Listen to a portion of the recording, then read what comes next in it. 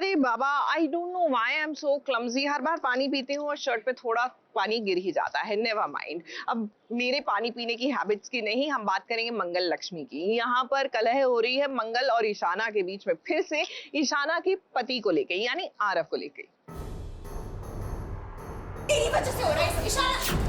अरे गुस्से में उसका मतलब ये नहीं कि हाथ छोड़ दोगी उस पर। आरव मेरा हस्बैंड है, कि हिम्मत कैसे हुई उसे जेल भिजवाने की।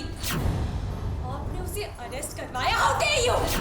पता है वो क्या कर रहा था वहाँ कार्यक्रम में, ग्रीन रूम में छुबी के साथ बदतमीजी कर रहा था वो।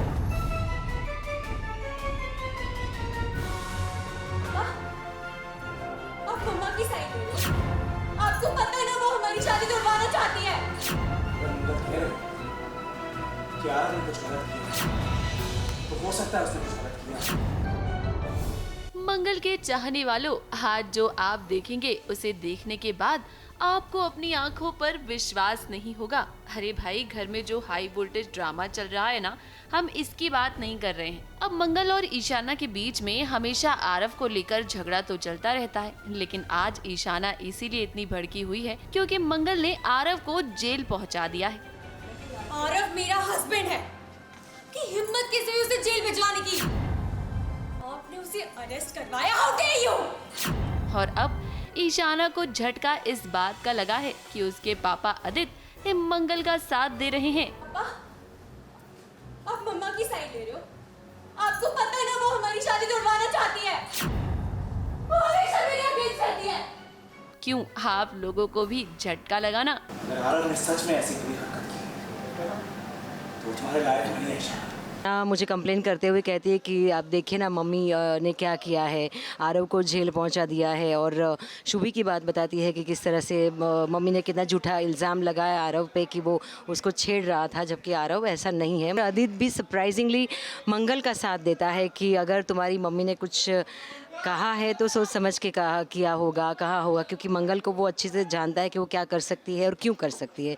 तो ये बात सुनकर मैं और गायत्री काफ़ी सरप्राइज हो जाते हैं। अब देखिए, हुआ ये है कि शुभी का कहना है कि आरव ने उसके साथ बदतमीजी की है और इसीलिए मंगल ने आरव को सजा देते हुए उसे जेल पहुंचा दिया है।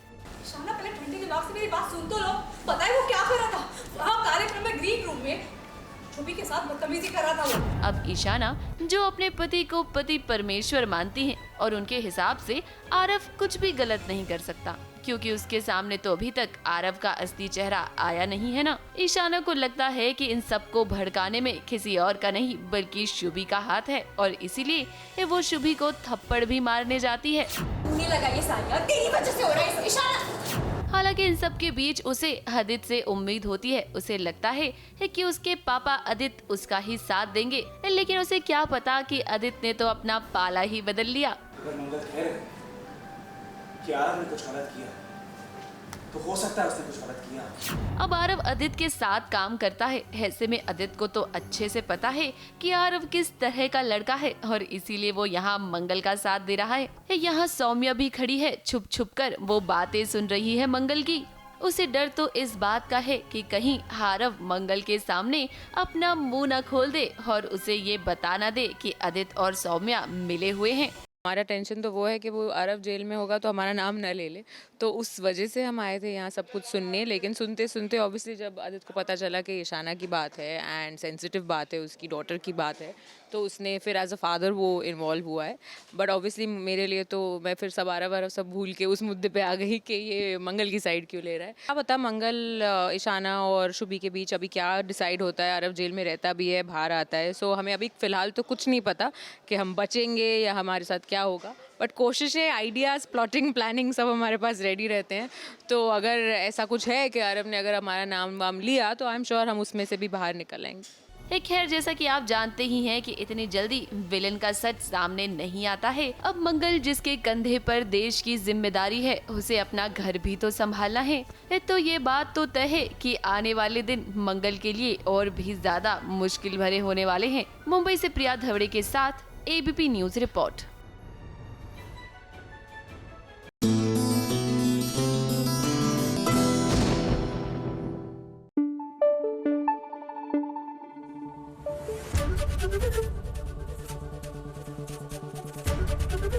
एबीपी न्यूज आपको रखे आगे।